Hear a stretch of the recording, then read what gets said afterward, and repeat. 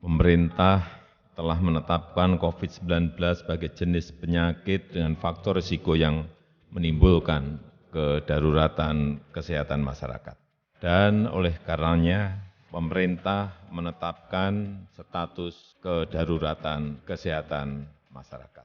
Untuk mengatasi dampak wabah tersebut, opsi yang kita pilih adalah pembatasan sosial berskala besar atau PSBB. Rutan Cipinang bergerak menghadapi COVID-19 ini, mulai dari pembuatan masker,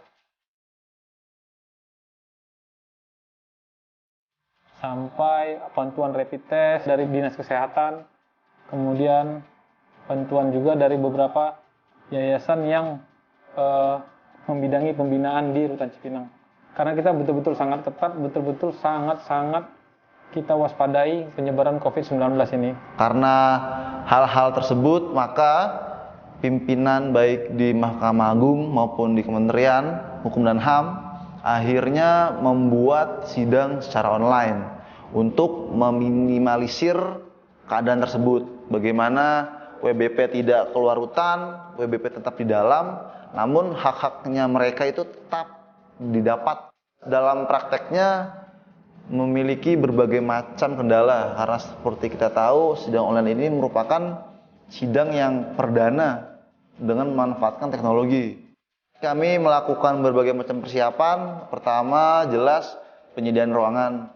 Karena di sini kami terdiri dari 3 wilayah untuk pidana umumnya, kami sediakan 3 ruangan untuk sidang wilayah timur, selatan, dan utara.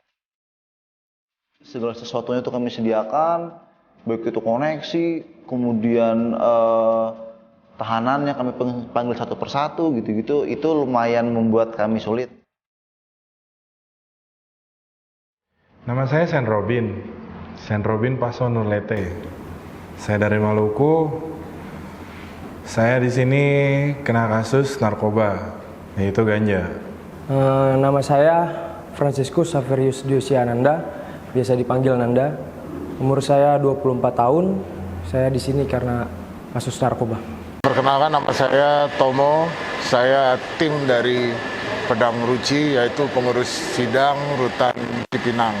Tugas saya di sini adalah mengurus dan mengawal persidangan di Rutan Cipinang untuk wilayah Jakarta Utara, wilayah Jakarta Timur, wilayah Jakarta Selatan, serta wilayah Jakarta Pusat. Kadang juga ada wilayah Jakarta Barat, tapi itu tidak terlalu banyak. Itu saya di Polres Selatan sidang online, karena saya juga udah 2 kali sidang menggunakan handphone, 2 kali sidang menggunakan laptop. Banyakan handphone sih, makanya nggak terlalu kedengeran. Suaranya itu rata-rata nggak kedengeran. Feel di persidangannya tuh ketegangannya, cara penyampaian saya terhadap hakim itu tuh nggak maksimal. Kebetulan saya baru pertama kali ikut sidang. Sebelum sidang ini saya kan juga sering tanya-tanya ke teman-teman yang udah pernah ikut sidang. Kata mereka tuh sidang tuh suasananya tegang, terus serius. Tapi saat saya sidang online itu semua tuh nggak saya rasain. Saya dapetinnya nggak maksimal. Ada kendala, berbagai macam kendala. Yang pertama saya ngalamin kendala tuh saya pas proses sidang jalan tiba-tiba koneksi internetnya mati. Kendalanya yang saya alami di lapangan ya paling terkait dengan suara atau signal kurang baik ya Pak, karena signal kan tidak selamanya baik. Pasti kadang-kadang naik turun jadi agak-agak terhambat. Ya itu kayak mungkin di era digital sekarang semua kan serba jaringan, semua serba koneksi internet. Suara hakim kurang jelas apabila saat putusan. Dan dalam pandemi COVID ini ya benar-benar kayak main-main aja. Seperti halnya kayak penyampaian pledoi pada saat tuntutan disebutkan, menurut saya itu nggak kena di hati hakim. Saat reconnect itu cuma terdengar suaranya aja. Saya kan nggak tahu keadaannya itu seperti apa antara si saksi sama ibu jaksa atau hakim, saya nggak tahu. Jadi ya mau nggak mau saya terus lanjutin sidang tanpa ngelihat hakim dan jaksanya. Cuma ngedengerin suara mereka aja. Biasa ada kelebihan dan kekurangannya, itu sudah hal yang biasa.